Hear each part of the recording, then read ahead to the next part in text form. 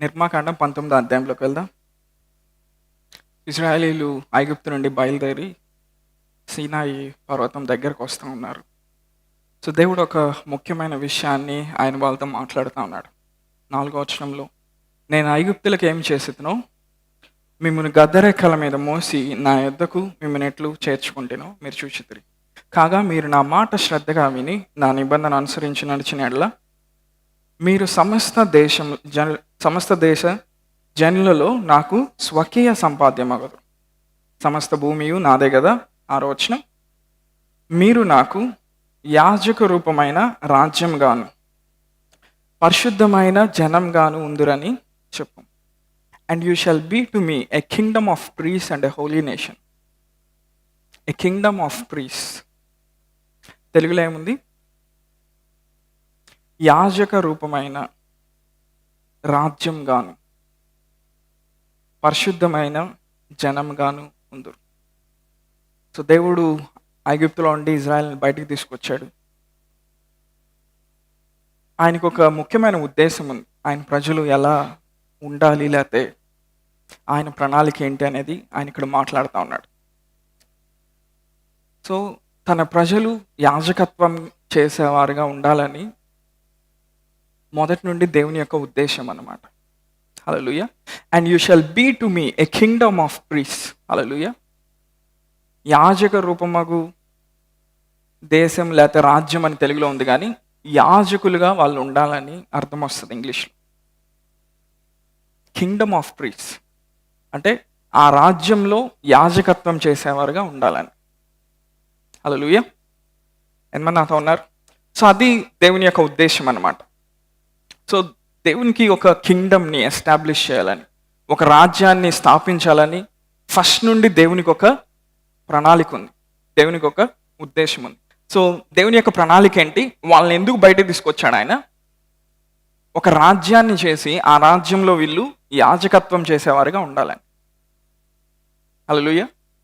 ఎలా ఉండాలంట? యాజకత్వం చేసేవాళ్ళుగా ఉండాలి. సో యేసుప్రభువు వారు ఈ భూమి మీదకి వచ్చినప్పుడు కూడా ఆయన ఏం చేశాడు? తన రాజ్యాన్ని తీసుకొచ్చాడు. అంటే అనాది నుండి దేవుని హృదయంలో ఉన్నటువంటి ఒక ముఖ్యమైన విషయం తన ప్రజల పట్ల ఏంటి? ఆయన ఒక రాజ్యాన్ని తీసుకురావాలని, ఆ రాజ్యంలో ఉండే బిడ్డలందరూ, ఆ రాజ్యంలో ఉన్న వ్యక్తులందరూ కూడా యాజకత్వం చేసేవారుగా ఉండాలని. హల్లెలూయా. ఇందుకు నేను మిమ్మల్ని ఐగుప్తులో ఉండి బయటకు తీసుకొచ్చా అని చెప్తున్నాడు. హల్లెలూయా. ఎందుకంట? యాజకత్వం చేసేవారుగా ఉండాలని. For you shall be to me a kingdom of priests. మీరు యాజకత్వంగా చేసేవారుగా ఉండాలి. యాజకులు ఏం చేస్తారు?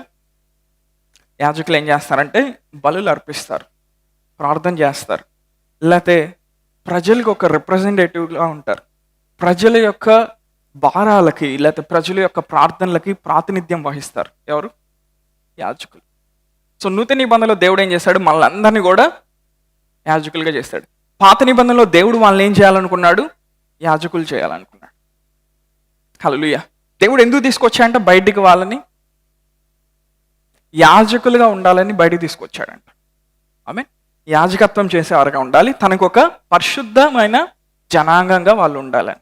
అది తండ్రి యొక్క ఉద్దేశం. ఎప్పటి నుంచి ఉంది ఇది? పాత నిబంధనలోనే ఉంది, అనాది కాలం నుండే ఉంది. సో అదే ప్రణాళికని, అదే ఉద్దేశాన్ని నూతన నిబంధనలో యేసుప్రభువు వారు వచ్చి నెరవేరుస్తూ ఉన్నారు. సో ప్రకటన గ్రంథంలో ఏముంది? ఆయన తన స్వరక్తం చేత మనల్ని కొనుక్కొని ఏం చేశాడంట? రాజులుగాను యాజకులుగాను చేశాడు. అంటే ఇప్పుడు యేసుప్రభువు వారు రక్తం చిందించిన తర్వాత తండ్రి యొక్క ప్రణాళిక, మనము దాని యొక్క మేనిఫెస్టేషన్ మనం చూస్తూ ఉన్నాం. కానీ తండ్రి యొక్క ఉద్దేశం ఏంటి? ప్రారంభం నుండి మనము ఆ రాజ్యంలో యాజకులుగా ఉండాలని. హల్లెలూయా. ఆ వర్డ్ని న్యూ టెస్ట్మెంట్లో కొంచెం అలా కట్ చేశాడు యోహాన్ ప్రకటన గ్రంథంలో. ఏమన్నాడు? రాజులుగా యాజకులుగా ఉండాలన్నాడు. హల్లెలూయా. For you shall be to me kings and priests అని ఉంటుంది కేజేవిలో. ఆమేన్. సో ఇప్పుడు యాజకుడు ఏం చేస్తాడు? ప్రజలు అర్పించినటువంటి బలులు తీసుకొని ఏం చేస్తాడు? దేవుని సన్నిధిలో వాటిని పెడతాడు. ఎప్పుడైతే దేవుని సన్నిధిలో వాటిని పెడతాడో పైనుండి పరలోకం నుండి అగ్ని వచ్చి దహించి ప్రజలు అర్పించబడినటువంటి బలి దేవుని దృష్టికి అంగీకార యోగ్యం ఉందని ఒక సూచన వచ్చేది. ఎలా వచ్చేది ఆ సూచన? ఆకాశం నుండి అగ్ని దిగి వచ్చి ఆ బలిని లేకపోతే అర్పణని దహించేది. హల్లెలూయా. దహించిన తర్వాత ఏమొచ్చేది? ధూపం వచ్చేది. అవునా? ఒక బలి లేకపోతే ఒక జంతువు కాలిపోయిన తర్వాత ఏమొస్తుంది? వాసన వస్తుంది. దేవుడు ఏం చేసేవాడంట పాత నిబంధనలో అని పిలుచుకునేవాడు. హల్లెలూయా. ఆయన స్మెల్ చేసేవాడు. హల్లెలూయా. సో యాజకుడు ఏం చేస్తాడంటే పరలోకాన్ని భూలోకాన్ని ఈ రెండింటిని కనెక్ట్ చేస్తాడు యాజకుడు. హల్లెలూయా. యాజకుడు ఏం చేస్తాడు? సో మనం ఎలా ఉండాలని దేవుడు కోరుతా ఉన్నాడు? యాజకత్వం. యాజకత్వం అంటే చాలా మంది ఆలోచిస్తూ ఉన్నారు, యాజకత్వం అంటే ఏం లేదు, ప్రార్థన చేసేవారుగా ఉండాలని. హల్లెలూయా. ప్రార్థన చేసినప్పుడు మనం ఏం చేస్తున్నాం? యాజకత్వం చేస్తున్నామంటే మన ప్రాంతంలో ఉన్న సమస్యలు, మన కుటుంబంలో ఉన్న సమస్యలు, మన దేశంలో ఉన్న సమస్యలకు మనం ఏం చేస్తున్నాం? దేవుని ఎదుట ప్రాతినిధ్యం వహిస్తున్నాం. యాజకుడు ఏం చేస్తాడని చెప్పాను? భూలోకాన్ని పరలోకాన్ని కనెక్ట్ చేస్తాడు. సో యాజకుడు ఏం చేయగలడు? పరలోకంలో ఏదైతే ఉందో దాన్ని భూలోకంలోకి తీసుకుని రాగలడు. హల్లెలూయా. దేవుడు మనల్ని అలా రూపకల్పన చేశాడు, దేవుడు మనల్ని అలా నిర్మించాడు. సో యాజకత్వం చేయడానికి దేవుడు పాత నిబంధనలో లేవి వంశం వారిని ఆయన ఏర్పాటు చేసుకున్నాడు. ఎవరిని? లేవీల్ని ఏర్పాటు చేసుకున్నాడు. సో ఈ 12 గోత్రాల వారిలో లేవీలు ఈ వంశపు వారిని ఆయన ప్రత్యేకపరిచి వాళ్ళు ప్రజల తరపున బలులు అర్పించేటట్టు, వాళ్ళు ప్రజలు ఇచ్చిన కానుకలు తీసుకునేటట్టు. అప్పుడు లేవీలు ఏం చేయాలి? పాత నిబంధనలో వాళ్ళు ఏ పని చేయకూడదు. లేవీలు ఏం చేయాలి? యాజకత్వం చేయాలి. వాళ్ళకి టైమింగ్స్ ఉంటాయి. మేబీ మార్నింగ్ కానీ ఈవినింగ్ కానీ ఈ టైంలో ప్రజలు బలి అర్పిస్తారు. లేకపోతే ఎవరైనా పాపం చేసి వస్తే ప్రజలు బలి అర్పిస్తారు. వీళ్ళు ఏం చేయాలి? ఆ బలిని దేవుని సన్నిధిలో వాళ్ళు సమర్పించాలి. హల్లెలూయా. వాళ్ళు పంటలు వేయకూడదు, అవునా? వాళ్ళ ఉద్యోగాలు చేయకూడదు, వాళ్ళ వ్యాపారాలు చేయకూడదు. ఇప్పుడు కాదు, అప్పుడు. ఓకే. దేవుడు ఏం చేసేవాడు? కనాన్ దేశానికి తీసుకెళ్ళిన తర్వాత, లేకపోతే ఇజ్రాయెల్కి సొంత భూమి అనేది ఇవ్వబడిన తర్వాత దేవుడు ఏం చేశాడు? యాజకులు పని చేయకుండానే దేవుడు ఏం చేశాడు?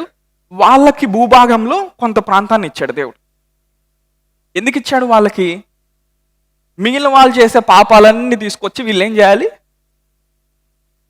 చెప్పాలి. ఏం చేయాలి? దేవుని ముందు ప్రజెంట్ చేయాలి, దేవుని ముందు నిలబెట్టాలి, వాటిని దేవుని ముందు చూపించాలి. ఆమేన్. వాళ్ళు ఏం చేసేవాళ్ళు? ప్రజలకి ప్రాతినిధ్యం వహించేవాళ్ళు. ఇప్పుడు నూతన నిబంధనలోకి వచ్చిన తర్వాత పరిశుద్ధాత్మను కలిగిన వారంగా మనం అందరం కూడా యాజకులుగా చేయబడ్డాం.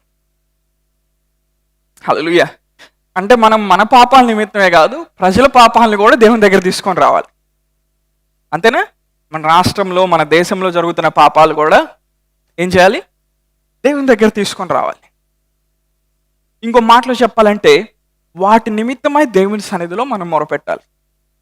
సో ఎప్పుడైతే మనం ప్రార్థన చేస్తామో దేవుడు ఏం చేస్తాడంటే తన న్యాయపరమైన తీర్పుని ఆయన భూమి మీదకి పంపిస్తాడు. సో దేవుడు నూతన నిబంధనలు ఆయన ఇచ్చేటువంటి తీర్పు పునరుద్ధరణతో కూడిన తీర్పు. ఆమేన్. చట్టపరమైన తీర్పు కాదు అది. అర్థమైందా? అంటే దేవుడు తీర్పు ఎలా తీరుస్తాడు? న్యూ టెస్ట్మెంట్లో ఆయన ప్రతిదీ రెస్టోర్ చేస్తాడు. పాడైపోయింది ఆయన బాగు చేస్తాడు, నాశనముకి లోనైన దానికి అమర్త్యతను తీసుకొని వస్తాడు, మరణిస్తున్న దానికి జీవాన్ని తీసుకొని వస్తాడు.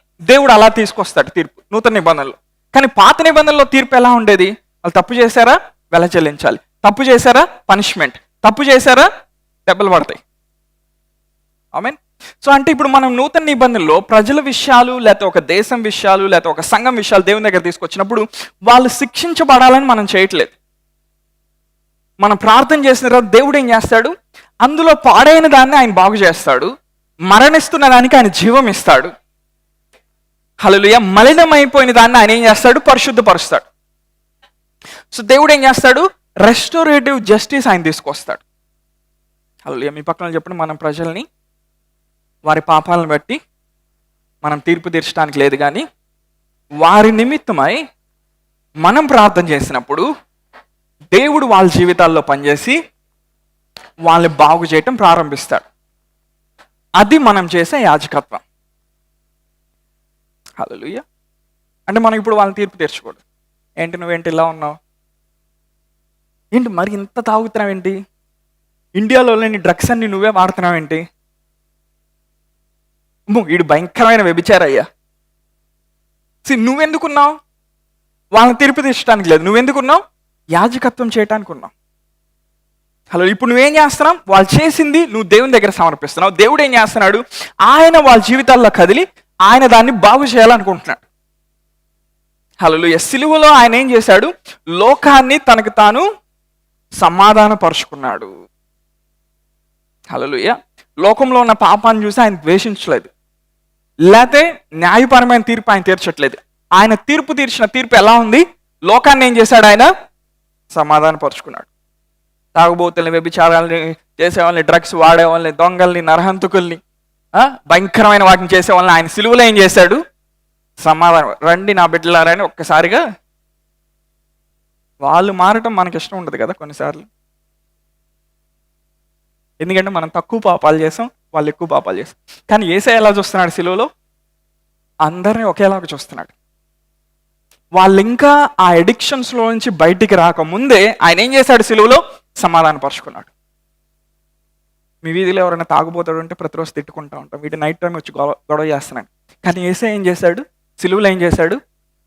సమాధానపరుచుకున్నాడు. హల్లెలూయా. నువ్వు సరిగ్గా ప్రార్థన చేస్తే వాడు మారుతాడు. అవునా? నమ్మకం ఉందా? హల్లెలూయా.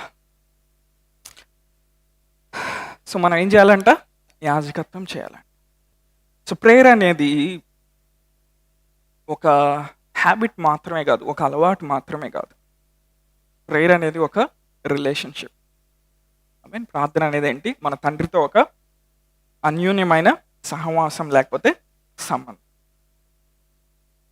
ప్రార్థన చేయనప్పుడు ఏమవుతుందంటే ఆ సహవాసం అనేది యాక్టివ్గా ఉండదు, దేవునితో సజీవమైన సహవాసంగా ఉండదు. దేవుడు తెలుసు అంటే తెలుసు, ఒకప్పుడు నాకు తెలుసు. ఈరోజు ఎందుకు తెలియదు ఆయన? ఈరోజు నువ్వు ప్రార్థన చేయట్లేదు కాబట్టి. నా ప్రశ్న ఏంటంటే, నీకు తెలియని దేవునికి నువ్వు ఎలా ప్రార్థన చేస్తావు? నువ్వు అనుభవించని దేవుణ్ణి నువ్వు ఎలా ఆరాధిస్తావు? ఆమేన్. ఈ వాక్యం ఎవరిది? ఈ వాక్యం ఎవరిది? ఆయనదే కదా. ఈ వాక్యంలో ఉన్న దేవుణ్ణి తెలియకుండా ఈ వాక్యాన్ని పట్టుకొని నువ్వు ఎట్లా తిరుగుతావు? అంటే ప్రతి విశ్వాసి కూడా నూతన నిబంధనలో దేవుణ్ణి వ్యక్తిగతంగా సంధించాల్సిన అవసరం ఉంది. అవునంటారు కాదంటారా? ఆ సంధింపు ఎక్కడ జరుగుతుంది? ఆ వ్యక్తి ప్రార్థన చేసి దేవునితో సహవాసంలో ఉన్నప్పుడు మాత్రమే జరుగుతుంది. అంటే నువ్వు ప్రార్థన చేయట్లేదు అనుకో, లేకపోతే ప్రార్థనలో దేవునితో సమయం గడపట్లేదు అనుకో, అన్నీ నీ మనసుకు మాత్రమే తెలుస్తాయి, కానీ నీ హృదయం పనిచేయదు, లేకపోతే నీ ఆత్మ పనిచేయదు దేవుని సన్నిధిలో. ఎప్పుడైతే దేవునితో నీకు వ్యక్తిగత సంధింపు కావాలన్నానో కోపం వచ్చేసింది కొంతమందికి. నీకు కావాలి మరి, అంతే కదా. ఈ భూమి మీద 50 సంవత్సరాలు ఒక చర్చికి వెళ్ళి ఆ దేవుడు ఎవరో నీకు తెలియకపోతే నువ్వేంటండి ఇంక చేసేది? అంటే నువ్వేం చేయాలి? మోషే సంధించినట్టు, ఏలియా సంధించినట్టు, అబ్రహాం సంధించినట్టు, యేసయ్య సంధించినట్టు నువ్వేం చేయాలి? నువ్వు ఆయన ఎన్కౌంటర్ చేయాలి, నువ్వు ఆయన సంధించాలి. సో ఈ బైబిల్లో ఎక్కువ అనుభవాలు ఎవరి? పరిశుద్ధులవి, లేకపోతే నీతిమంతులవి. మోషే దేవుణ్ణి ఇలా సంధించాడంట, అబ్రహాము దేవుని స్వరం ఇలా విన్నాడంట అని ఎక్కడ చదువుతాం? బైబిల్ చదువుతాం. యేసు ప్రభువారు రూపాంతరపు కొండ మీద ఆయన మార్పు చెందుతా ఉన్నాడంట. తర్వాత ప్రశ్న ఏంటంటే, అయితే నీకు నాకు ఏంటి? అంతేనా? మోషే దేవుని సంధించాడు, యేసయ్య తండ్రిని సంధించాడు, అబ్రహాం దేవుని స్వరం విన్నాడు, అవునా? దానియేలు, యోసేపు వీళ్ళందరూ దేవునితో నడిచాడు. అయితే మనకేంటి? మీ పక్కన చెప్పు, అయితే నాకేంటి? అందుకే నీ జీవితం కదలట్లా ముందుకి. అయితే నీకేంటంటే నువ్వు కూడా సంధించాలి దేవుని. హల్లెలూయా. దేవుడు తన్ను ప్రేమించి వారి కోసం ఆయన ఏమేమి సిద్ధపరిచాడో అవి కంటికి కనబడలేదు, చెవికి వినబడలేదు, మనిషి హృదయానికి గోచరం కాలేదు. కానీ అయితే దేవుడు వాటన్నిటిని కూడా తన ఆత్మ ద్వారా మనకు బయలుపరుచున్నాడు. ఆ హోలీ స్పిరిట్తో నువ్వు కనెక్ట్ అయినప్పుడు దేవుడు రివీల్ చేయటం ప్రారంభిస్తాడు, దేవుడు బయలుపరచడం ప్రారంభిస్తాడు, దేవుడు తెలియజేయడం ప్రారంభిస్తాడు. నా కుమారుడా, పరలోకపు తండ్రి అంటే ఇలా ఉంటాడు, యేసయ్య అంటే ఇలా ఉంటాడు, పరిశుద్ధాత్మ దేవుడు అంటే ఇలా ఉంటాడు, దేవదూతలు అంటే ఇలా ఉంటారు, పరిశుద్ధులు అంటే ఇలా ఉంటారు, ప్రత్యక్షత అంటే ఇలా ఉంటుంది, వాక్యం ఆత్మరూపంలో వస్తుంటే ఇలా ఉంటుంది. ఇవన్నీ కూడా నీకు ఎక్కడ అర్థమవుతాయి? In the place of prayer. ఎక్కడ? వర్షిప్ చేసేటప్పుడు కాదు, వాక్యం వినేటప్పుడు కాదు, ఎప్పుడు? నువ్వు ప్రార్థన చేసే టైంలో. సో ప్రార్థన ఫెలోషిప్లో నుండి, సహవాసంలో నుండి మనం ఎక్కడికి వెళ్ళాలి? ఒక ఎన్కౌంటర్లోకి వెళ్ళాలి. మనం దేవుణ్ణి సరైన రీతిలో మనం సంధించకపోతే ఈ తరంలో మనం నిలబడలేం. కానీ దురదృష్టవశాత్తు దేవునితో టైం స్పెండ్ చేయడానికి, దేవుణ్ణి సంధించడానికి మనకి చాలా తక్కువ టైం ఉంటుంది. అవునంటారు కాదంటారా? ఏంటండి ఏం చెప్పట్లేదు? దేవుణ్ణి సంధించడానికి చాలా తక్కువ టైం ఉంటుంది. ఇప్పుడు దేవుణ్ణి సంధించినప్పుడు ఏమవుతుంది? ఆయన మనతో ఉన్నాడు, ఆయన వెలుగు మన లోపల మనం కలిగి ఉన్నాం అన్న అవగాహనని మనం కోల్పోతాం. ఎప్పుడైతే ఆ అవగాహనని మనం కోల్పోతామో, ఆ ఎన్లైటన్మెంట్ని మనం ఎప్పుడైతే కోల్పోతామో, మనం వెలుగులో నడిచేవారిగా మనం ఉండం. హల్లెలూయా. మనం ఎలా నడుస్తాం? మానవ స్వభావంతో నడుస్తాం. హల్లెలూయా. యేసయ్య ఈ లోకంకి ఎందుకు వచ్చాడు? మనిషి కుమారులందరినీ ఆయన దేవుని కుమారులుగా చేయడానికి వచ్చాడు. మనం మనిషి కుమారులాగానే బ్రతికితే దైవత్వాన్ని మనం ఎప్పుడు అనుభవించేది? అవునంటారు కాదంటారా? అందరిలాగా, అన్ని జనుల్లాగా మనం బ్రతికితే మనకి వాళ్ళకి తేడా ఉంది. మనల్ని దేవుడు ఎందుకు పిలిచాడు? ఆయన దైవత్వాన్ని అనుభవించడానికి పిలిచాడు. ఆయన ఆత్మానుసారంగా జీవించడానికి ఆయన మనల్ని పిలిచాడు. ఆయన్ని ముఖాముఖిగా సంధించి ఆయన ఎవరో, ఆయన ఏమై ఉన్నాడో ఈ తరానికి బయలుపరచడానికి దేవుడు మనల్ని ఏర్పాటు చేసుకున్నాడు. అది మన ప్రైమరీ కాలింగ్ లైఫ్లో. నువ్వు క్రిస్టియన్ అయ్యావంటే నీకు భయంకరమైన కాలింగ్ ఉంది. గుర్తుపెట్టుకో, ఒకరోజు భయంకరమైన తీర్పు కూడా ఉంది. నీ పక్కన చెప్పు, జీవం పోయే మార్గము చాలా ఇరుగ్గా ఉంటుంది.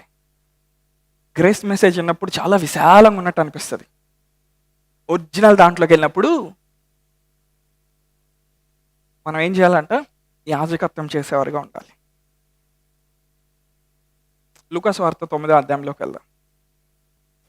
28వ వచనం నుండి 35వ వచనం వరకు. సో ఈ భాగంలో ఏం జరుగుతుంది? కొండ మీదకి తీసుకొని వెళ్ళాడు యేసుప్రభువారు. యేసుప్రభువారు ఎవరోని తీసుకెళ్ళాడు? పేతురు. అందరు చెప్పాలి ఎవరెవరు?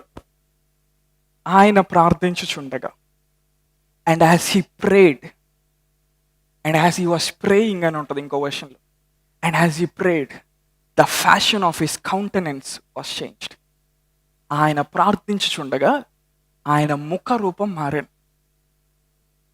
ఆయన ప్రార్థన చేస్తా ఉన్నప్పుడంట వాట్సాప్లో ఏం మెసేజ్ వచ్చిందో చోట్ల, ఆయన ప్రార్థిస్తూ ఉండగా వంటగదిలో డేక్షాలో ఉన్న టమాటాలు ఉడికినాయా లేదా చూడట్లా. ఈరోజు సాయంత్రం మా ఇంట్లో వాళ్ళందరికీ ఆ వంకాయ కూర సరిపోయిద్దా లేదా ఆయన చూడట్లా. రేపొద్దున నన్ను జాబ్లో నుండి తీస్తే ఏం జరుగుతుందో ఆయన చూడట్లా. ఆయన ప్రార్థిస్తూ ఉండగా,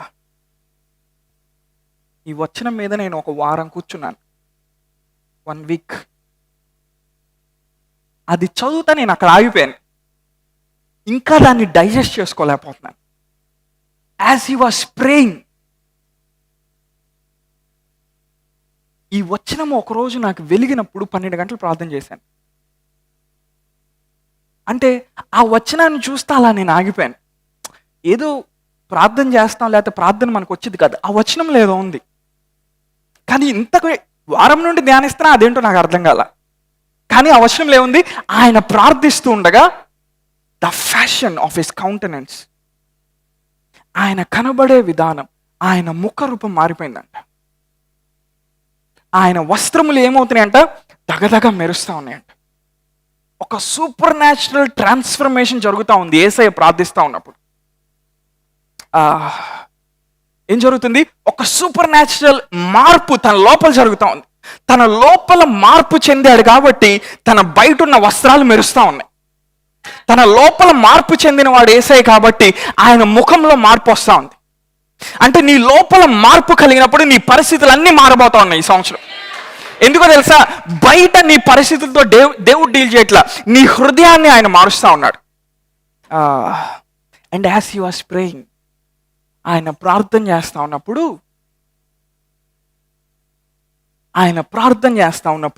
అక్కడున్న పేతురు, యోహాన్, యాకోబుకి ఆయనలో వస్తున్న మార్పు కనబడింది. హల్లెలూయా. మార్పు ఎప్పుడు వస్తుంది తెలుసా? మన జీవితంలో బాగా వాక్యం విన్నప్పుడు కాదు, మనం ప్రార్థన చేయటం స్టార్ట్ చేసినప్పుడు.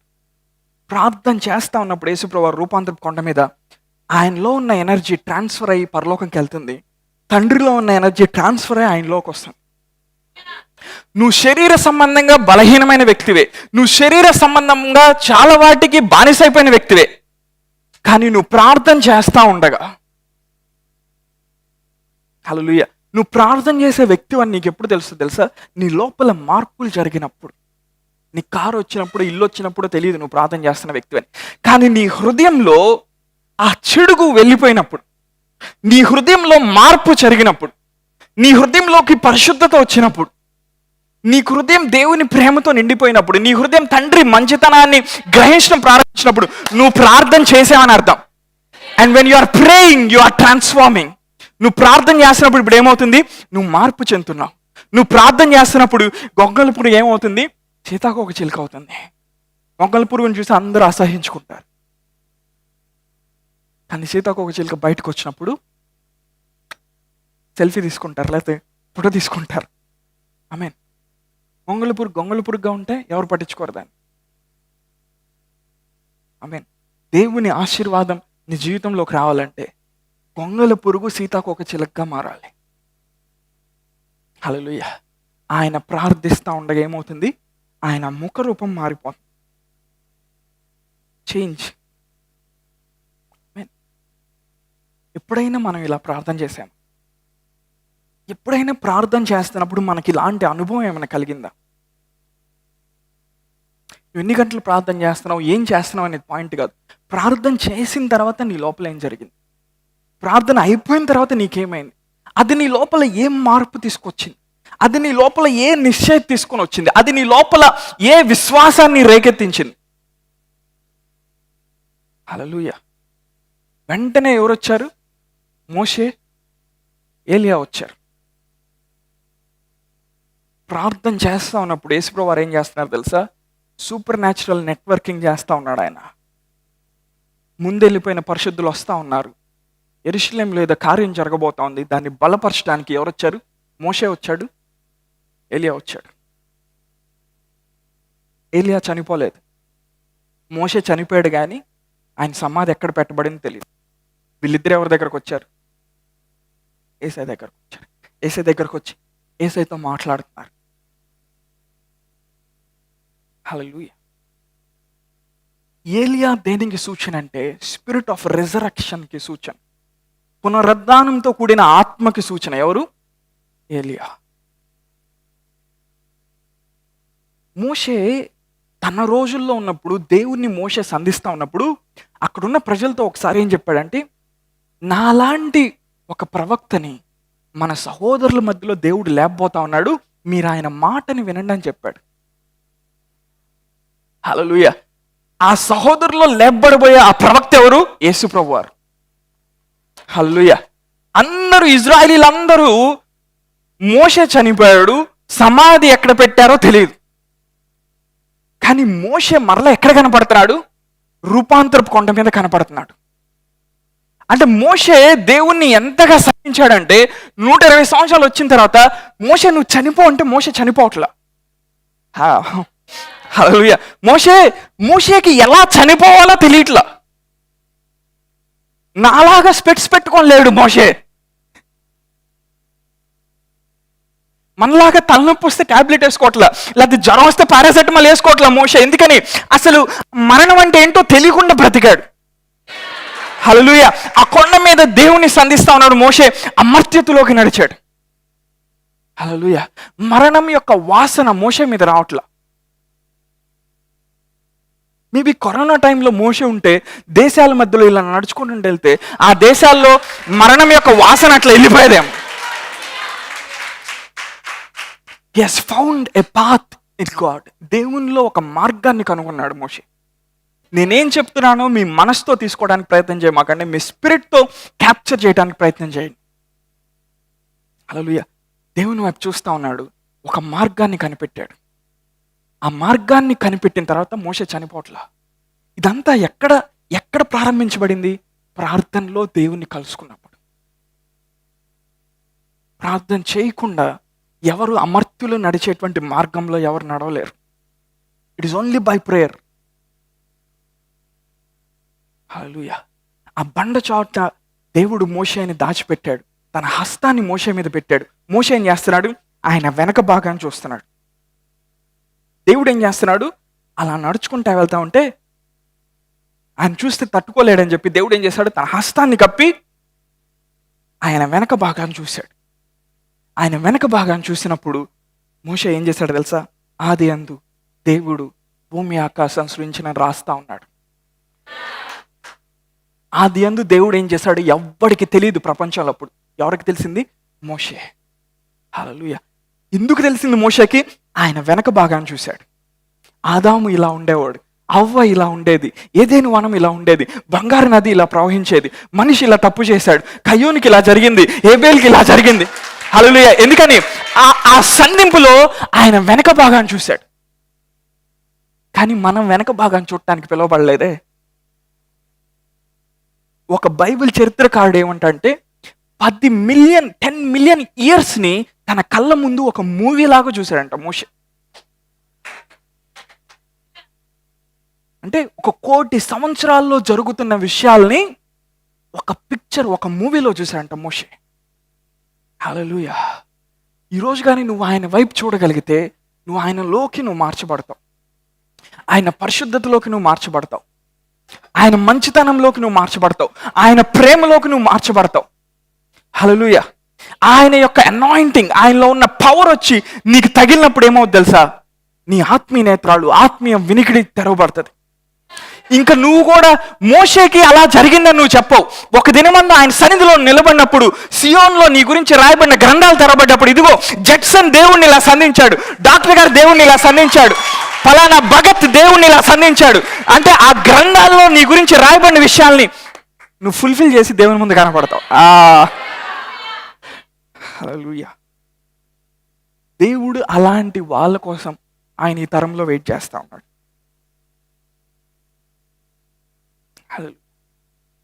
అప్పుడు నువ్వేమంటావు? పరలోకంలో మోషే దేవుని సంధించాను. లేదు, నేను కూడా సంధించాను. హల్లెలూయా.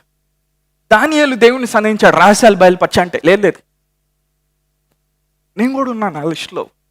అబ్రహాం దేవుని స్వరం విన్నా అంటే నువ్వేమంటావు? దేవదూతలతో లేదు, నేను కూడా ఉన్నాను అందులో, నేను కూడా విన్నాను, నేను కూడా అమర్త్యులు నడిచే మార్గంలో నేను నడిచాను, నేను కూడా ఆత్మ యొక్క మార్గాలను నేను కనిపెట్టాను.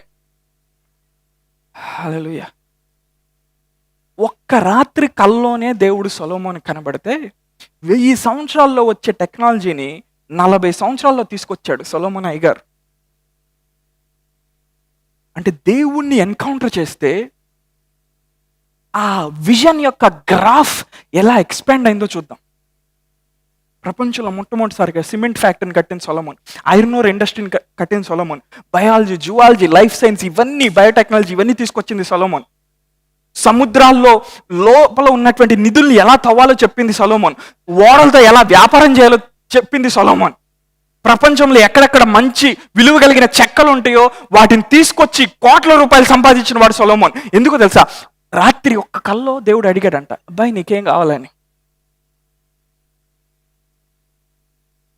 ప్రభా నాకు జ్ఞానం కావాలి, ప్రభా నాకు వివేచించే ఆ సామర్థ్యం కావాలి. హల్లెలూయా. ఎప్పుడైతే అడిగాడో తర్వాత రోజు 2 స్త్రీలు వచ్చారు. ఏమంటున్నారు? నా పిల్లోడు అంటున్నాడు. సొలొమోను ఆత్మీయంగా ఏదైతే పొందుకున్నాడో తర్వాత రోజే బయటపడింది. హల్లెలూయా. నువ్వు ఇక్కడ ఏదైతే పొందుకొని వెళ్తావో తర్వాత రోజే నీ కుటుంబంలో బయటపడుతుంది. అంటే ఈ రాత్రి నువ్వేదో పొందుకుంటున్నావని మాట్లాడుతున్నాను. హల్లెలూయా. ఆయన ప్రార్థించి ఉండగా దాని మీద ఫోకస్ పెట్టి చూడండి. ఆయన ప్రార్థిస్తూ ఉన్నప్పుడు అంటే ఆయన ముఖ రూపం మారిపోయిందంట, ఆయన వస్త్రములు దగదగదగ మెరుస్తున్నాయి. హల్లెలూయా. చాలా సంవత్సరాల క్రితం నేను ఒక వ్యక్తి గురించి చదివాను. రష్యా దేశంలో ఒక మిస్టిక్ అతను, సెరాఫిమ్ ఆఫ్ సొరోవ్ అంటారు అతని పేరు. అతను కొన్నిసార్లు ప్రార్థన చేసి బయటకు వచ్చిన తర్వాత మనుషులకు అతను కనపడినప్పుడు అతని బాడీ కనపడేది కాదంట, ఒక ఫ్లడ్ లైట్ లాగా కనపడేవాడంట, అతని బాడీ ఉండేది కాదంట. ట్రాన్స్ఫర్మేషన్, బయాలజికల్ ప్రాసెస్ అన్ని దాటి తీసుకెళ్తుంది ట్రాన్స్ఫర్మేషన్. మనకి ట్రాన్స్ఫర్మేషన్ అంటే ఓన్లీ హృదయం మారటం మాత్రమే తెలుసు, లేదు, ఈవెన్ నీ అనాటమీని దేవుడు మార్చేయగలడు. ఒక వర్షన్లో హానోక్ గురించి ఏమని ఉంటుందంటే డిసప్పియర్ అయిపోయాడంట. ఇంకో వర్షన్లో హానోక్ గురించి ఏముండదంటే అట్లా వెళ్ళిపోయి అట్లా గాల్లో కలిసిపోయి మాయమైపోయాడు. ఇంకో వర్షన్లో హానోక్ గురించి ఏమని ఉంటుందంటే అట్లా విశ్వమంతట్లోకి దేవునిలాగా వ్యాపించి అదృశ్యం అయిపోయాడంట. నన్ను కానీ ఇట్లా సాగదీసి నేను ఇప్పుడు గాల్లో, హానోక్ అలా జరిగిందంట. అందుకే నీ దేవుడు ఎవరో నువ్వు తెలుసుకోవాలి. హల్లెలూయా. ఒకటే లైఫ్ దేవుడు మనకిచ్చాడు. కానీ ఈ టైంలో మనం చదువుకొని, మనం పెళ్లి చేసుకొని, మనం పిల్లల్ని కానీ, అవునా, మనం ఆఫీస్కి వెళ్ళి మనం జాబ్ చేసి కొన్ని కొనుక్కొని వాటికి ఈఎంఐలు కట్టి, ఒక కారు కొనుక్కొని 10 సంవత్సరాలు ఈఎంఐ కట్టి, ఒక ఇల్లు కొనుక్కొని 25 సంవత్సరాలు ఈఎంఐ కట్టి, మళ్ళా పిల్లల పెళ్లి చేసిన తర్వాత వాటికి ఒక 5 సంవత్సరాలు ఈఎంఐలు కట్టి, ఈలోపు 60 సంవత్సరాలు వచ్చి ఉసుక్ అంటే పైకి వెళ్ళారని కాదు, అయిపోయింది అని అనుకుంటాం. అందుకే ఫస్ట్లో ఒక మాట చెప్పా, మనకి ప్రార్థన చేయడానికి ఎక్కువ టైం లేదు కదా. కరెక్టే అంటారా? ఎంతమంది నాతో ఉన్నారు? లైఫ్ లాంగ్ ఇవి ఆలోచిస్తా కూర్చుంటాం. దేవుడు మన గురించి గ్రంథాల్లో ఏం రాసించాడో అది మనకు తెలియదు. ఒక ఆమె ముసలామె, మేబీ ఆమె కల్లోనో దర్శనంలోనో ఆమె చనిపోయి పరలోకంకి వెళ్ళిందంట. ప్రభా, నేను ఎప్పటి నుంచో ప్రార్థన చేస్తున్నాను కదయ్యా, ఈ చిన్న గుడిసెలో నేను ఉన్నానంటే ప్రభు పరలోకంలో ఏం చేశాడంటే ఒక పెద్ద స్టోర్ రూమ్ చూపించాడంట ఆమెకి. అందులో ఇట్లాగా బ్యారెల్స్ లాగా ఉన్నాయి, మనం నీళ్లు స్టోర్ చేస్తాం కదా, డ్రమ్ములు లాగా ఉన్నాయంట. ఆ డ్రమ్ముల్లో వెండి, బంగారము, వజ్రాలు, వైడూర్యాలు, కిరీటాలు చూపించి, అమ్మా ఇవన్నీ నీయేనమ్మా,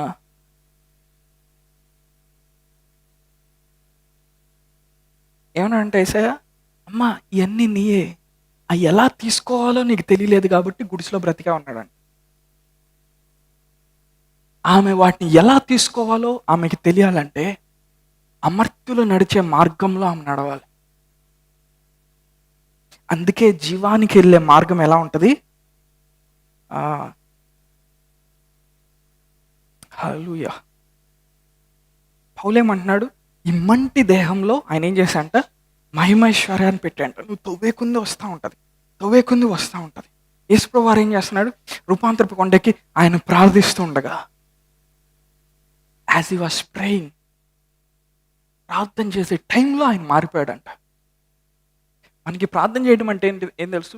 మన రిక్వెస్ట్లు ఇవ్వటం, అవసరాలు, వరాలు, ఇవి అడగటం మాత్రమే తెలుసు. కానీ ఇంకొక డైమెన్షన్ ఉంది, ఇంకొక గ్లోరీ గురించి నేను మాట్లాడుతున్నా.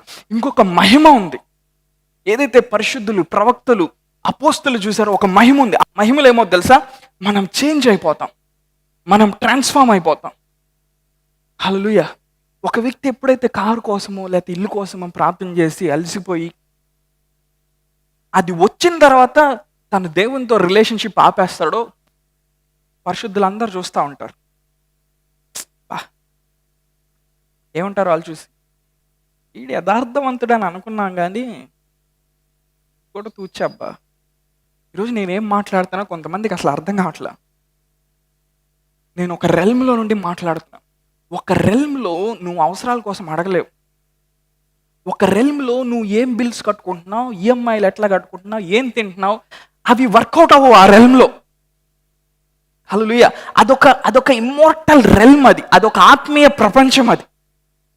హల్లెలూయా. కెరూబులు, సెరాబులు, పరిశుద్ధులు అక్కడ నడుస్తూ ఉంటారు.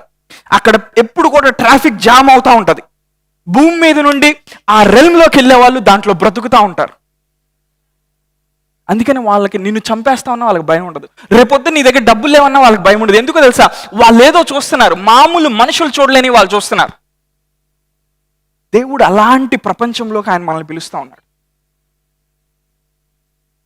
ఇప్పుడు ఈఎంఐ ఎలా కట్టాలో ఆలోచించాం. ఇంకా త్యాగం చేయటం అనేది నీకు మంచినీళ్ళు తాగినంత ఈజీ అయిపోయింది. ఎందుకో తెలుసా? నువ్వు ఆయన్ని బహుగా ప్రేమించే స్థానంలోకి వచ్చావు కాబట్టి. హల్లెలూయా. జీసీసీలో అలాంటి వారు లేపబడదురు కాక. మీరు కారు కొనుక్కొని, ఇల్లు కొనుక్కొని, జాబ్లో సెటిల్ అయ్యి, పిల్లల్ని కానీ వాళ్ళని పెళ్లి చేయటం, ఇవన్నీ బాగానే ఉన్నాయి, వెరీ గుడ్, అంతవరకు ఓకే. దానికి మించింది మనం అనుభవించడానికి దేవుడు మనల్ని పిలిచాడు.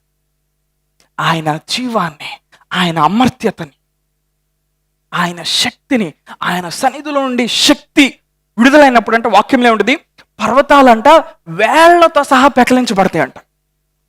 నీ సమస్య ఎన్ని సంవత్సరాల నుంచి ఉంది?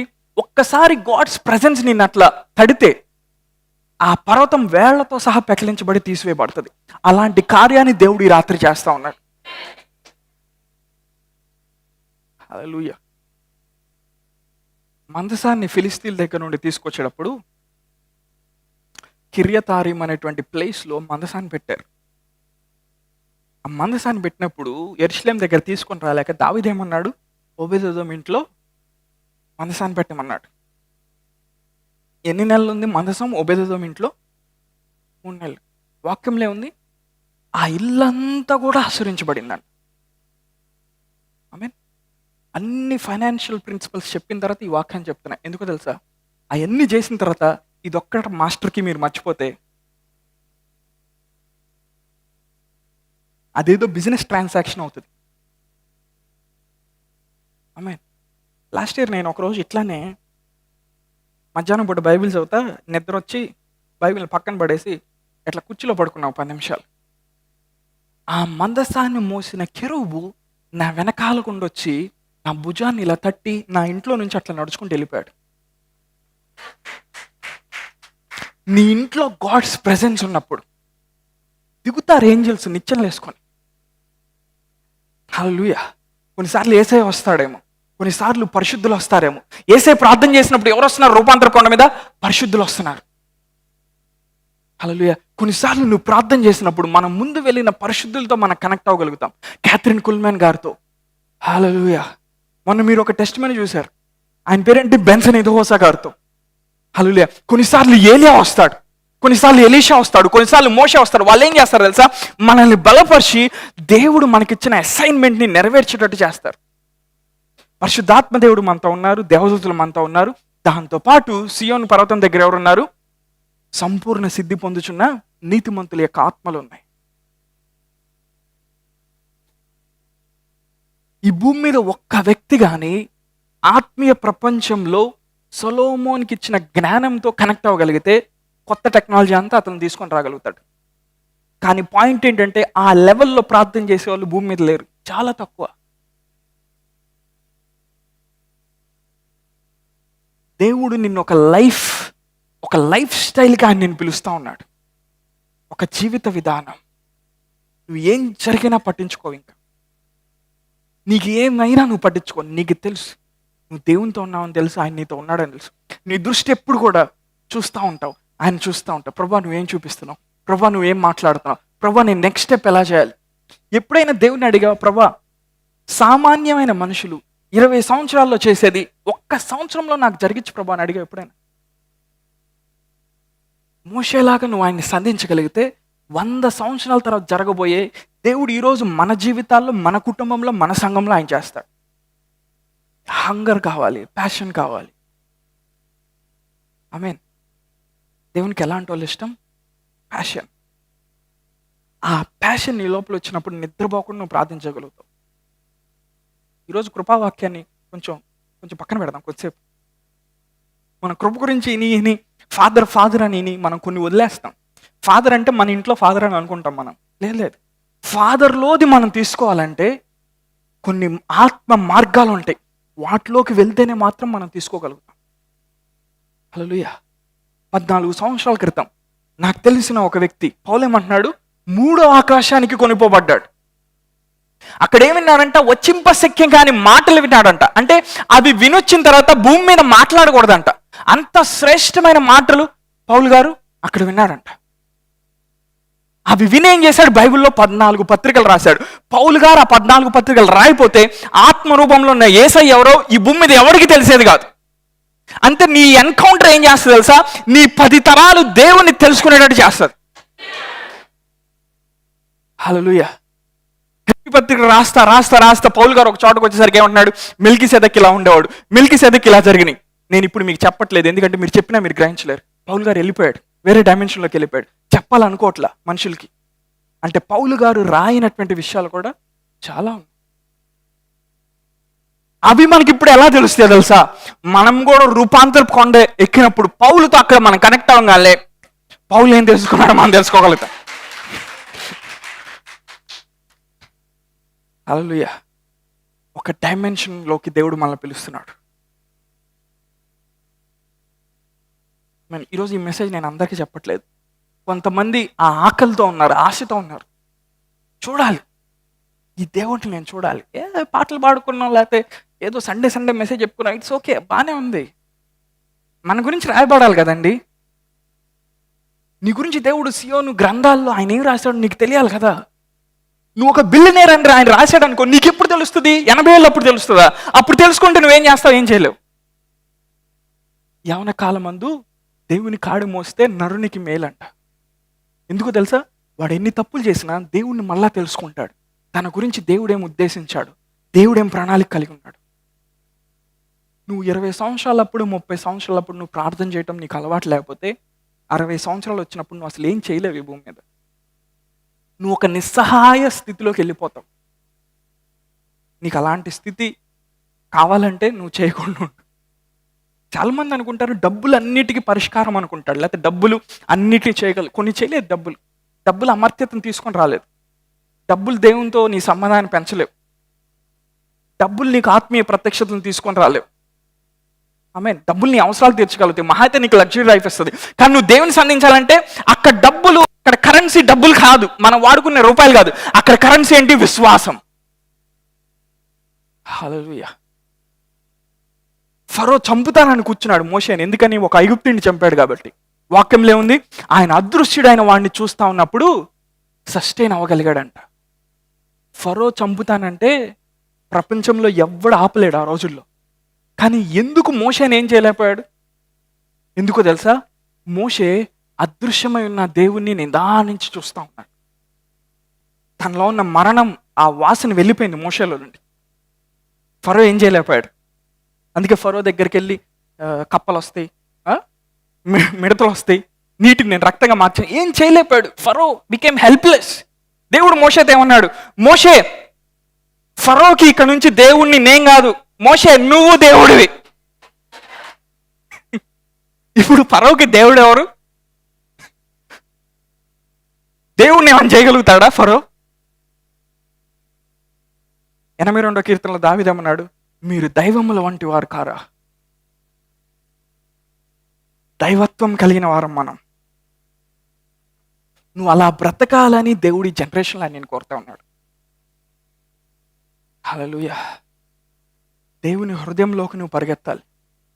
ఎంతగా నువ్వు పరిగెత్తాలంటే నీ తర్వాత వచ్చే 10 తరాలు వాళ్ళు కట్టగట్టుకొని ఎంత దేవుణ్ణి వెంబడించినా నీ స్థానాన్ని వాళ్ళు అందుకోలేనంతగా నువ్వు పరిగెత్తాలి. హల్లెలూయా. ఈ సంఘము ప్యాషనేట్ పీపుల్కి, ఆసక్తి కలిగిన వాళ్ళకి ఈ సంఘం. ఇక్కడ మేము ఆజానుబాహుల్ని మేము లేపుతాం, జైంట్ కిల్లర్స్ని ఇక్కడ మేము లేపుతాం. మా ఫోకస్ అది. మీరు బిజినెస్లోకి వెళ్ళారా? ఒక టైం వచ్చినప్పుడు కంపెనీల మీద పెడతారు. ఒక టైం వచ్చినప్పుడు దేవుడు ఆ రెంట్ హౌస్లు అనే గుడారాన్ని ఆయన వస్త్రం తీసినట్టు ఇట్లా తీసేసి ఈ పట్టణంలో మిమ్మల్ని స్థాపిస్తాడు. అన్ని జరగబోతున్నాయి, ఇట్స్ ఓకే. కానీ ముందు ఆ అమర్త్యులు నడిచే మార్గంలోకి వెళ్దాం. హల్లెలూయా. 11 సంవత్సరాలు వెంటబడతా ఉన్నాడు. ఎవరు? సౌలు, దావీదెమ్మటి. కొండల్లో, లోయల్లో, అడవుల్లో తిరుగుతున్నాడు. విషయం ఏంటో తెలుసా? దావీదు కనబడిన సౌలు ఏం చేయలేడు. ఎందుకో తెలుసా? ఆ రహస్యమైన ప్రదేశంలో దేవునితో ఒక సంబంధం కలిగిన వాడు దావీదు. టెంపరీ విషయాల్ని నువ్వు వదిలేసుకోగలిగితే. అందుకే దావీదు రాజు అయినప్పుడు ఏం చేశాడు? మందసం ఎక్కడైతే ఆ కిర్యతార్యంలో ఆగిపోయిందో తీసుకొచ్చి ఏం చేశాడు? యెరూషలేములో పెట్టాడు. యెరూషలేములో మందసం దేని గుర్తు? దేవుని సన్నిధి గుర్తు. ఇప్పుడు మందసం ఎక్కడుంది? మన లోపల ఉంది. మన లోపల ఉన్న పరిశుద్ధాత్మే ఆ మందసానికి సాదృశ్యం. ఎప్పుడైతే ఆ మందసాన్ని తీసుకొచ్చి యెరూషలేములో దావీదు పెట్టాడో 9 పెద్ద యుద్ధాలు చేశాడు దావీదు. అప్పుడు అన్నీ గెలిచాడు. కొంతమంది చరిత్రకారులేమో 66 యుద్ధాలు చేశారంటారు, కొంతమంది ఏమో 44 యుద్ధాలు చేశారంటారు. సో దావీదు ఎన్ని యుద్ధాలు చేసినప్పటికీ గొప్ప విషయం ఏంటో తెలుసా? ఒక్క యుద్ధం కూడా దావీదు ఓడిపోలా. Not even 1 battle. ఎన్ని యుద్ధాలు చేశాడంటే దావీదు, ఎన్ని గెలిచాడంటే సొలొమోను వచ్చినప్పుడు అసలు యుద్ధం చేయడానికి లేదు. అంటే శత్రువులు ఎవరు లేరు ఇజ్రాయెల్ మీదకి వచ్చేవాళ్ళు. హల్లెలూయా. నువ్వు ఈ తరంలో కొంతమంది శత్రువుల్ని జయించగలిగితే నీ తరతరాల్లో నీ బిడ్డలకి ఇంకా శత్రువులు ఉండరు. హల్లెలూయా. ఒక్క యుద్ధంలో దావీదు ఓడిపోలా. ఎందుకో తెలుసా? మందసాన్ని తీసుకొచ్చి యెరూషలేములో పెట్టాడు. 3 నెలలు మందసం ఒబేదెదోము ఇంట్లో అంటే అంత ఆశ్రయించబడ్డారు. మనం పరిశుద్ధాత్మని మనం ఎన్ని నెలల నుంచి కలిగి ఉన్నాం? The holy ghost inside of you. నీ స్వాస్థ్యానికి ఆయన సంచకరువుగా ఇచ్చాడు. He's the guarantee of your inheritance. ఆయన ఉన్నంత కాలం మరణం నిన్నేం చేయలేదు. ఆయన ఉన్నంత కాలం వైరస్ నిన్నేం చేయలేదు. ఆయన ఉన్నంత కాలం అప్పులు నిన్నేం చేయలేవు. ఆయన ఉన్నంత కాలం వ్యాధులు నిన్నేం చేయలేవు. నీ పిల్లల్ని ఏ స్కూల్లో జాయిన్ చేయాలి, వాళ్ళకి డబ్బులు ఎలా కట్టాలి, లేకపోతే పెళ్లికి డబ్బులు ఎలా వస్తాయి, ఆ ఫంక్షన్కి ఎలా డబ్బులు వస్తాయి అనుకుంటే ఆయన ఉన్నంత కాలం అవి నిన్నేం చేయలేవు. నువ్వు ఆ మార్గాన్ని కనుక్కోమని దేవుడు నిన్ను పిలుస్తా ఉన్నాడు. నీ గురించి ఆయన రాయాలనుకుంటున్నాడు. There is a pathway. ఒక ద్వారం ఉంది. సింహము ఆ బాటను వెళ్ళలేదంట. హల్లెలూయా. ఏ డేగ కన్నులు ఆ మార్గాన్ని చూడలేమంట. యోబు రాస్తున్నాడు 28వ అధ్యాయంలో, దేవుని సన్నిధిలో ఒక మార్గం ఉంది, సింహము దాని వైపు వెళ్ళలేదంట, డేగ కన్నులు దాన్ని చూడలేదంట. స్ఫటికం ఎలా పడద్రోయబడుతుందో అలా కొండలు సైతం పెకలించబడగలుగుతాయి అంట ఆ సన్నిధిలో ఉన్న ఒక మార్గంలో. దాన్ని నువ్వు కనుక్కోవాలి. అక్కడ ఇమ్మోర్టాలిటీ ఉంది. హల్లెలూయా. అక్కడ ఇమ్మోర్టాలిటీ ఉంది. బైబిల్లో 100 సార్లు చదివి ఉండొచ్చు, ఈ సువార్త ద్వారా జీవంను అమర్త్యతను తీసుకొచ్చాను. కానీ ఆత్మ మార్గంలోకి నువ్వు ఎక్కిపోయినప్పుడు యోహాను లాగా మొదటి అధ్యాయంలో దేవుడు ఏమంటాడు? యోహాను రా, పైకి రా అన్నాడు. ప్రభు దినమందు ఆత్మవశుడై ఉండగా బూరధ్వని అంటే ఒక శబ్దము నాకు వినపడతా ఉంది. 4వ అధ్యాయంలోకి వచ్చేసరికి యోహాను ఆ రెల్మ్ కాదు, ఇంకా పై రెల్మ్ ఉంది, రా నువ్వు పైకి రా అన్నాడు. అంతటా నేను ఆకాశం ముందు ఒక గొప్ప ద్వారాన్ని నేను చూశాను అంటున్నాడు.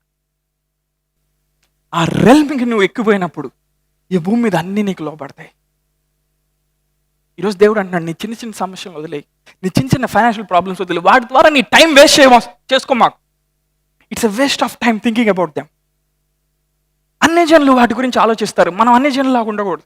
దేవుడు ఏం చేస్తాడు? సమస్తమైన సమకూర్పును ఆయన ఇస్తాడు. ఆయన సన్నిధి మన జీవితాల్లోకి వచ్చేసరికి ఒబేదెదోము కంటే వాళ్ళ తాతల కంటే ఇంకెక్కువ మనం ఆశ్రయించబడతాం.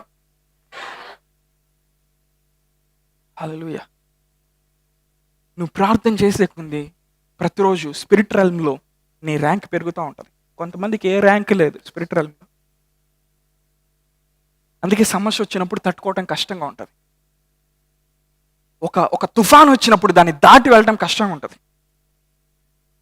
కానీ దావీదు అలాంటిలా, నా దేవుని బట్టి సైన్యం వస్తే ఎదురుగా వెళ్తాను, నా దేవుని బట్టి గోడ మీద నేను దూకెళ్ళిపోతాను, నా దేవుని బట్టి ఆ విల్లుని నేను వంచగలుగుతాను, ఇత్తడి విల్లుని నేను వంచగలుగుతాను, నా దేవుణ్ణి బట్టి ఒక్క రాయితో గొల్యాతిని పరలోకానికి పంపించగలుగుతాను. హల్లెలూయా. There is a dimension of the spirit. పరిశుద్ధులందరూ ఈ తరం వాళ్ళ కోసం ఎదురు చూస్తూ ఉన్నారు. రేనాడ బాంకే గారు, అవునా, గొప్ప గొప్ప దైవజనులు ఈ జనరేషన్ కోసం వీళ్ళు ఏం చేస్తారు? ఈరోజు నేను వాక్యం చెప్పట్లా, మిమ్మల్ని ఒక ప్రపంచంలోకి తీసుకెళ్ళాను. నువ్వు ప్రార్థన చేస్తున్నప్పుడు దేవుని నడిపింపుని నువ్వు పసిగట్టగలుగుతావు. ప్రకృతి సంబంధమైన వ్యక్తికి దేవుడి నడిపింపు అర్థం కాదు. చాలా మంది అంటారు, దేవుడు నాతో మాట్లాడలేదు, దేవుడు నాతో. హలో, నీతో ఎట్ట మాట్లాడతాడు, కానీ నువ్వు గ్రహించలేని స్థితిలో ఉన్నావు అంతే. కానీ నువ్వు ప్రార్థన చేసే కొంది ఆయనతో టైం స్పెండ్ చేసే కొంది ఎప్పుడైతే నువ్వు సున్నితంగా అవుతావో, దేవుడు అంటాడు, నా కుమారుడా నెక్స్ట్ 20 రోజులు నువ్వు అన్నం తినకుండా ప్రార్థన చేయమ్మా అంటాడు. చాలామంది అంటారు, దేవుడు నాకు ఎప్పుడు ఏం చెప్పలేదండి.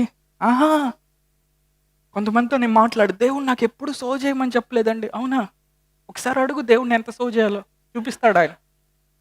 లాస్ట్ మంత్ నేను ప్రాస్పెరిటీ గురించి చెప్తున్నాను. అప్పటికే 3 దశంభాగాలు 4 దశంభాగాలు ఆ చర్చికి ఈ చర్చి కాళ్ళకి పంపించాను. దేవుడు అన్నాడు, అమ్మా ఇది కాదమ్మా నీకు. ఒకసారి సరదాగా దేవుడిని అడిగాను లాస్ట్ ఇయర్ ఎప్పుడో, ప్రభువా ఎంతసేపు ప్రార్థన చేయమంటావని. ఒక డ్రీమ్ వచ్చింది. ఆ డ్రీమ్లో ఆన్సర్ తెలిసిపోయింది. నేనేమన్నాను తెలుసా దేవునితో, ప్రభువా అంత ఓపిక నాకు లేదు, ఈ ఆన్సర్ క్యాన్సిల్ అన్నా. మళ్ళా అడిగాను, అదేదో ఉత్తుత్తి డ్రీమ్ అనుకోని. సెకండ్ టైం అడిగినప్పుడు దేవుడు ఏం చూపించాడు? ఒక దైవజనుడు పంపించాడు. సెకండ్ టైం ఏమైంది తెలుసా? ఆ ముందు చెప్పిన దానికంటే ఇంకో గంట ఎక్కువ చేయమన్నాడు. అందుకే థర్డ్ టైం అడగల నేను. ఒకవేళ నేను థర్డ్ టైం అడిగాను అనుకో, కొన్ని తాబేళ్ళు ఉంటాయంట. తాబేళ్ళు తెలుసా? టార్టాయిస్ తెలుసా? కొన్ని తాబేళ్ళు అంట 24 గంటల్లో 12 గంటలు నీళ్ళల్లో ఉంటాయంట, 12 గంటలు నేల మీద ఉంటాయంట. ఇంకా మీరు అర్థం చేసుకోండి. ఇంకోసారి అడిగితే అలా బతకాల్సి వచ్చింది. అందుకే అప్పటి నుంచి అడగలే నేను. చాలామంది అనుకుంటున్నారు నేను ఆఫీస్కి వెళ్తున్నాను కాబట్టి అర్ధగంట ప్రార్థన చేస్తే దేవుడు వింటాడని. హలో, ఒకసారి అడుగు దేవుడిని. ఆయన 5 గంటలు చేయమన్నాడు అనుకో, బుక్ అయిపోతావు. నువ్వు అనుకుంటున్నావు దేవుడు 5 గంటలు చేయమని నువ్వు అనుకుంటున్నావు. లేదు, ఆయన రాత్రి అంతా కూడా చేయమని చెప్పగలరు. నేనేమంటున్నాను, అది చెప్పకముందే మనం చిన్నగా ప్రార్థన చేస్తే మంచిది. నువ్వు నిద్రపోయినప్పుడల్లా రాత్రి దూతను పంపించి నేను లేపుతున్నాడు అనుకో, ఎట్లా ఉంటుంది నీకు? ఈరోజు నువ్వు దశంభాగం టైం కూడా నాకు ఇవ్వలేదు, లే అన్నాడు అనుకో, ప్రభా పొద్దున్న 6ంటికి ఆఫీస్కి వెళ్ళాలి, నాకు అనవసరం అబ్బా. మనకి ఫాదర్ అంటే ఓన్లీ 5 స్టార్ చాక్లెట్ ఇచ్చే ఫాదర్ తెలుసు. హలో, ఆ ఫాదర్ ఒక జడ్జి. ఆయన అన్ని చూపిస్తాడు, కానీ కొన్ని వాటిలోకి నేను రానీయుడు. అదే ఫాదర్ అంటే. చిన్నప్పుడే ఫాదర్ బెంజ్ కారు తాళం నీ చేతిలో పెట్టాడు. నువ్వు ఆడుకునే బొమ్మను తొక్కినట్టు తొక్కావు అనుకో, లారీ కిందకి వెళ్ళి పచ్చడవుతావు. అందుకే తండ్రి ఏమంటాడు, నువ్వు పెద్దవాళ్ళు నాన్న, 25 ఏళ్ళు రావాలి, 30 ఏళ్ళు రావాలి. ఈ ఫాదర్ కూడా అంతే, నీకు అన్ని చూపిస్తాడు. నువ్వు లోపల రావాలా, టర్మ్స్ అండ్ కండిషన్స్ అప్లై అంటాడు. ఒక రిలేషన్షిప్లోకి వద్దాం. మనం ఏం చేద్దాం? ఒక రిలేషన్షిప్లోకి వద్దాం, ఒక సంబంధంలోకి వద్దాం. ఈ మెసేజ్ ఇక్కడ ఉండి నేను చెప్పొచ్చు, రేపు నేను ప్రార్థన చేయాలన్నా అన్నీ వదిలేసుకొని ప్రార్థన చేయాలి. నేను నోరు తెరవగానే ఆటోమేటిక్గా లోపల ఏదో దేవుడు మిషన్ పెట్టాడు అనుకో మాకు. నేను ఎట్లా ప్రార్థన చేస్తాను చెప్పనా? కావాలో వద్దా? మీరు ఆల్రెడీ చేస్తున్నారుగా, అయితే వద్దు.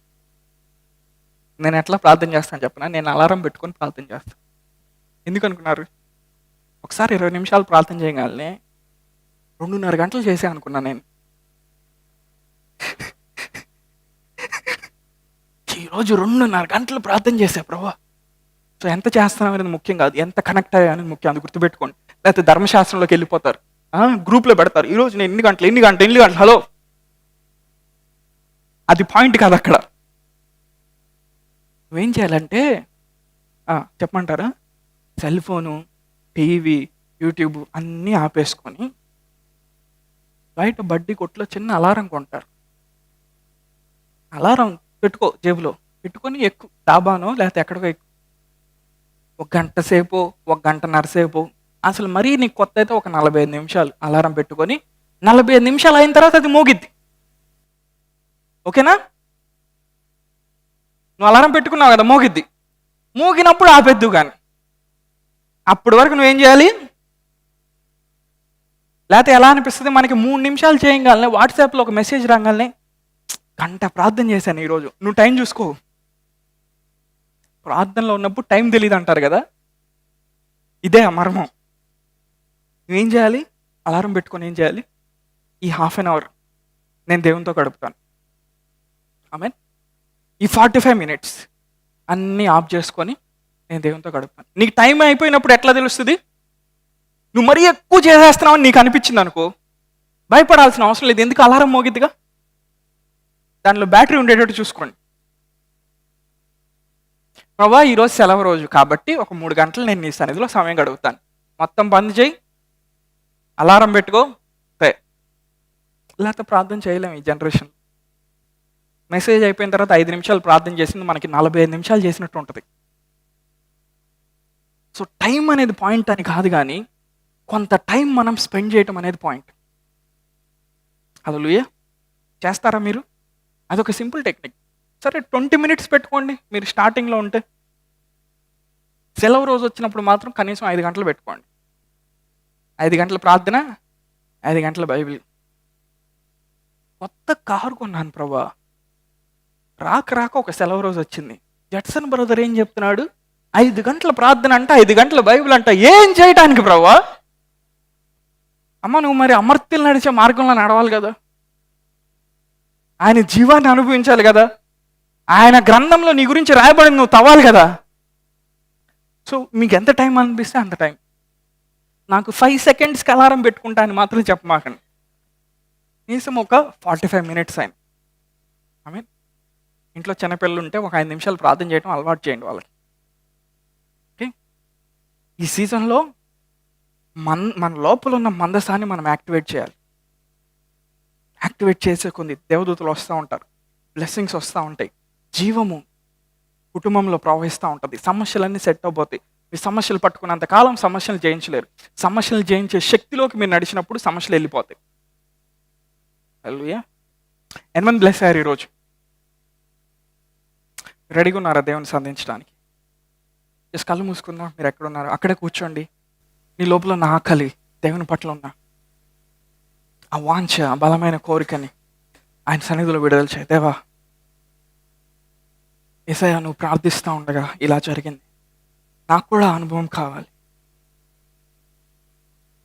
నువ్వు ఆకలితో ఉంటే దేవుడు నిన్ను ఎన్కౌంటర్ చేస్తాడు. జస్ట్ మన నోరు తెరిద్దామా, దేవునితో మాట్లాడదాం కొన్ని నిమిషాలు. ఈరోజు ఒక 5-10 మినిట్స్ ఎక్కువ తీసుకుందాం, జస్ట్ దేవునితో మాట్లాడదాం. ఈరోజు నైట్ ప్రేయర్ లేదు కాబట్టి కవర్ చేద్దాం. ఒక ఫ్యూ మినిట్స్ మనం వెళ్ళిపోయే ముందు దేవుడు ఏదో తెరుస్తా ఉన్నాడు ఆయన ఈ రాత్రి నీ కోసం.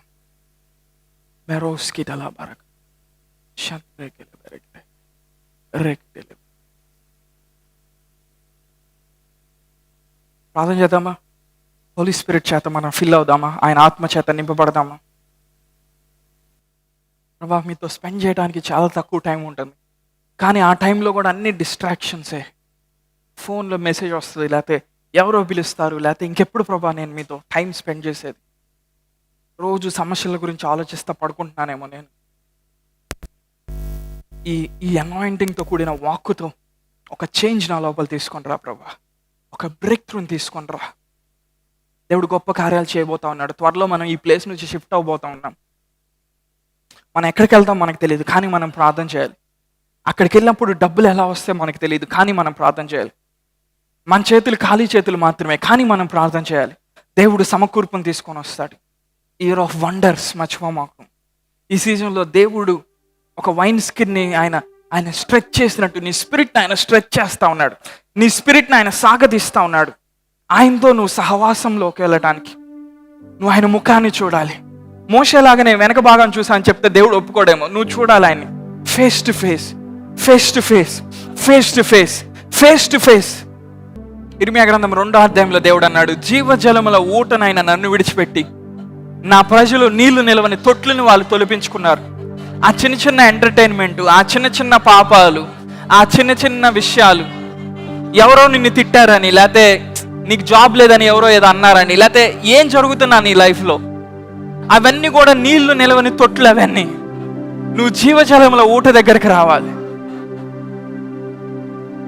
పరలోకపు తండ్రి ఇర్మియాతో తన బాధను చెప్పుకుంటున్నాడు. ఇదిగో నా ప్రజలు నేను ఇలా ఆశీర్వదిస్తే వాళ్ళు ఇలా తయారయ్యారు, నీళ్లు నిలవని తొట్లను తొలిపించుకున్నారు. కొన్ని లోకంలో ఉన్న పాపాలు, కొన్ని లోకంలో ఉన్న చెడు విషయాలు, కొన్ని అనవసరమైన విషయాలు, కొన్ని సమస్యలు, అవి నీళ్లు నిలవని తొట్లు. నువ్వు తాగుదాం అనుకుంటావు కానీ నీకు నీళ్లు ఉండవు అక్కడ. ఎందుకంటే ఆ తొట్టికి రంధ్రం ఉంటుంది కాబట్టి అందులోంచి నీళ్ళు వెళ్ళిపోతా ఉంటాయి. కానీ తండ్రి అంటా ఉన్నాడు, జీవజలముల ఊట అయిన నేను నా దగ్గరకు వస్తే మీరు తాగి తృప్తి పొందుతారు. భూరాజులు వాటిని తాగలేరు, కానీ ఆయన కుమారులు కుమార్తెలు ఆ జీవనదిలోది తాగలుగుతారు. There is a river flowing from heaven right now in this place. కొన్నిసార్లు దేవదూతలు మన మధ్యలో సంచరిస్తూ ఉంటారు. ఎక్కడైతే మందసం ఉంటుందో, ఎక్కడైతే పరిశుద్ధాత్మ దేవుడు అల్లాడుతూ ఉంటాడో, ఎక్కడైతే పరిశుద్ధాత్మ దేవుడు తాండవిస్తూ ఉంటాడో, మెరోస్ కాబోటలా వారకబా రోకటిల వారకమా షాకతలబా లెబ్రోస్ కిటలా బారకరమా and out of his belly shall flow rivers of living water. వాని కడుపులో నుండి జీవధారలు బయలుదేరును.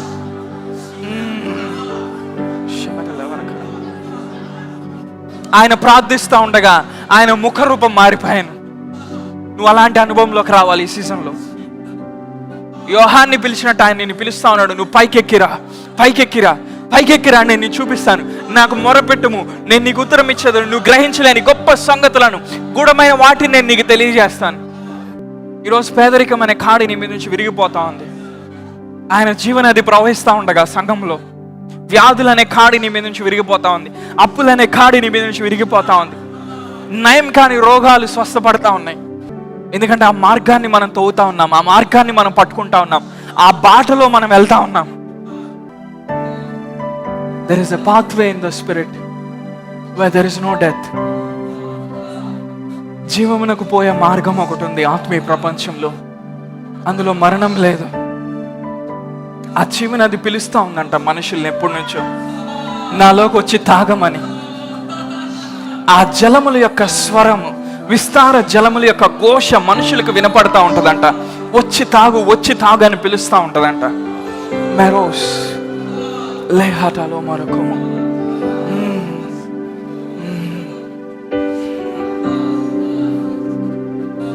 ఈ లోకంలో దేవుడు మనల్ని యాత్రికులుగా ఆయన పిలిచాడు, ప్రయాణికులుగా ఆయన పిలిచాడు. ఆయన పని చేసి మనం వెళ్ళిపోవటానికి.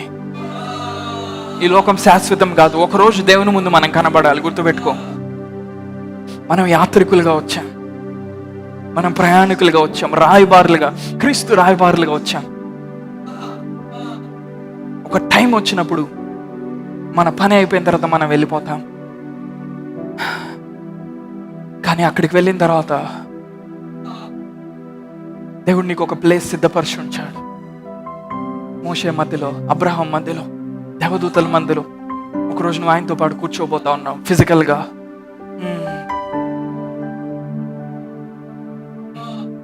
ఈ లోక సంబంధమైన ప్లెజర్స్, చిన్న చిన్న విషయాలు, చిన్న చిన్న గొడవలు, చిన్న చిన్న సమస్యలు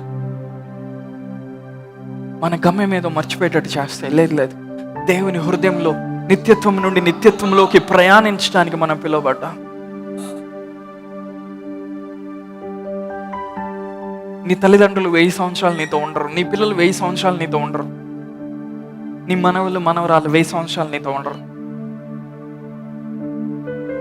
ఒక దినమంది అందరం మనం ఆయన దగ్గరికి వెళ్ళాల్సిందే. అది మర్చిపో మాకు ఈ భూమి మీద ఉన్నప్పుడు.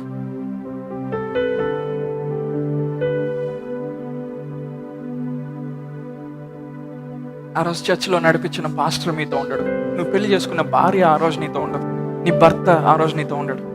యుగ యుగాలు, తరతరాలు నువ్వు ఆయనతో జీవించబోతా ఉన్నా. ఒక టెంపరీ ప్లేస్గా దేవుడు ఈ భూమి మీద పెట్టాడు తన అమర్త్యత మనం అనుభవించడానికి. కొన్ని సంబంధాలు ఈ లోకంలో ఉన్నప్పుడే పరలోకంలో వెళ్ళినప్పుడు సంబంధాలు ఏముండవు. గుర్తుపెట్టుకో, నువ్వు ఒక్కడవే దేవునిలోకి ప్రయాణం చేస్తూ ఉంటావు. ట్రావెలింగ్. అబ్రహాం దేవుడు పిలిచినప్పుడు ప్రయాణం చేస్తా వెళ్ళాడు. చిల్లి గవ్వలేదు అబ్రహాం చేతిలో. పునాదులు కలిగిన పట్టం కోసం వెతికి వెతికి వెతికి వెతికి అబ్రహాం వెళ్ళిపోయాడు. దేవునితో నడిచి నడిచి నడిచి నడిచి హానోకి వెళ్ళిపోయాడు. దేవునితో నడిచి నడిచి ఏలియా వెళ్ళిపోయాడు. మనం కూడా ఒకరోజు ఆ సియోన్లో మనం కనబడబోతా ఉన్నాం. జయించిన వారి పేరట కిరీటాలు ఇవ్వబడతా ఉన్నప్పుడు మనం నిలబడబోతా ఉన్నాం ఆ రోజు. You don't know what you are carrying on your inside. నీ లోపల నువ్వేం కలిగి ఉన్నావు నీకు తెలియదు. పరిశుద్ధాత్మ నీ లోపల పెట్టాడంటే ఈ భూమి మీద ఒక పని కోసం దేవుడు నేను పిలిచాడు. తుచ్చమైన వాటిని వదిలేసే, అనవసరమైన సమస్యలను వదిలేసే, వాటిని పట్టుకొని తిరగ మాకు జీవితకాలం అంతా. నీకు ఒక జర్నీ ఉంది, నీకు ఒక ప్రయాణం ఉంది ఈ భూమి మీద. ఆ ప్రయాణం అయిపోయిన తర్వాత నీ భార్య, భర్త, పిల్లలు ఎవరు నీతో రారు. గుర్తుపెట్టుకో.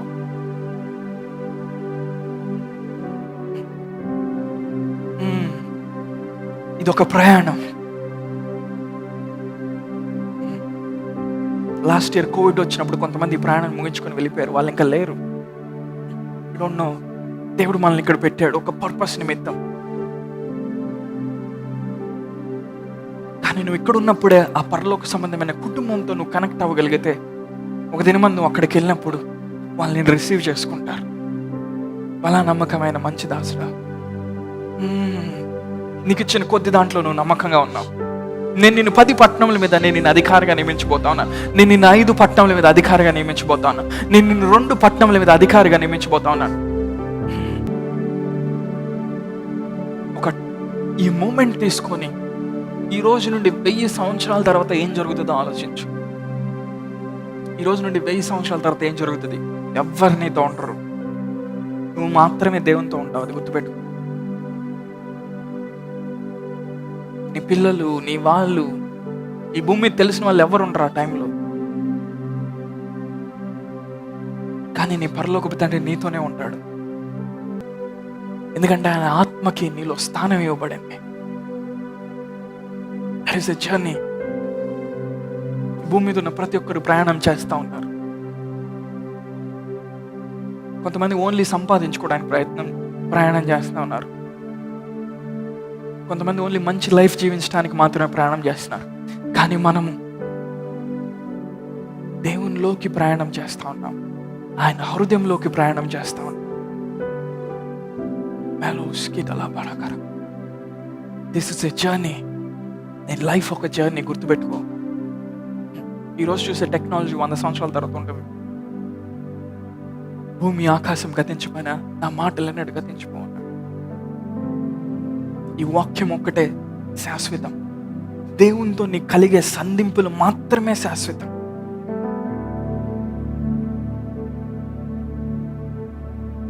కానీ నువ్వు ఆయనతో నడుస్తూ ఉన్నప్పుడు ఈ భూమి మీద కావాల్సిన అన్ని ఆయన నీకు ప్రొవైడ్ చేస్తూ ఉంటాడు.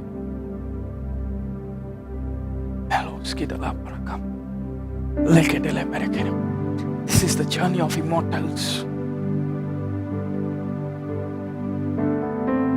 This is the journey of the spirit. నీ పిల్లలకి పెళ్ళిళ్ళు ఎలా చేయాలి ఈరోజు నువ్వు ఆలోచిస్తావు. 100 సంవత్సరాల తర్వాత అది ఉండదు, గుర్తుపెట్టుకో. Because this is the journey of immortals. This is the journey of the spirit. From eternity to eternity.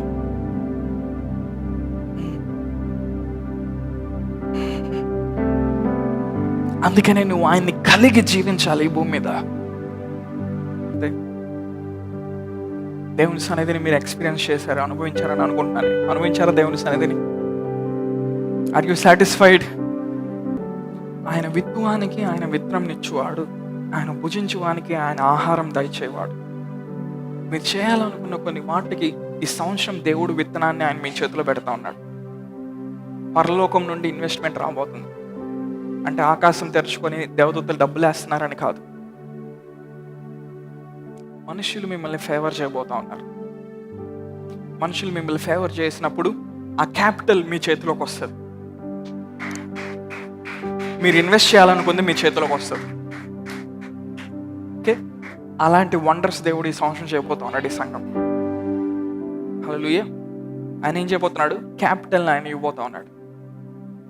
ఆ ల్యాండ్ కొంటాం ఆగిపోయిందేమో, క్యాపిటల్ని దేవుడు మీ చేతిలో పెడుతున్నాడు. ఆ హౌస్ కడదాం అనుకొని ఆలోచనలు ఆగిపోయింది, క్యాపిటల్ వస్తూ ఉంది. ఆ మెయిన్ ఫండ్ మీ చేతిలోకి వస్తూ ఉంది. హల్లెలూయా. గ్రేస్ని ఇస్తూ ఉన్నాడు దేవుడు, గ్రేస్ని ఇస్తూ ఉన్నాడు. సూపర్ న్యాచురల్ హౌసెస్ ఇవ్వబోతున్నాడు దేవుడు కొంతమందికి. సో మీరు దాన్ని క్లెయిమ్ చేయండి. నా శాలరీ 10,000 కదా, నాకు ఎలా జరుగుతుంది? అనవసరం ఎలా జరుగుతుందో. జరుగుతుంది అంటే జరుగుతుంది. హల్లెలూయా. ఆయన తన ప్రేమించిన వారి కోసం ఆయన సిద్ధపరిచి ఉంచాడు కనుక అవి జరుగుతాయి. సో ఈ సంవత్సరం ఏం చేయాలి? వాటిని మీరు క్లెయిమ్ చేయాలి. హల్లెలూయా.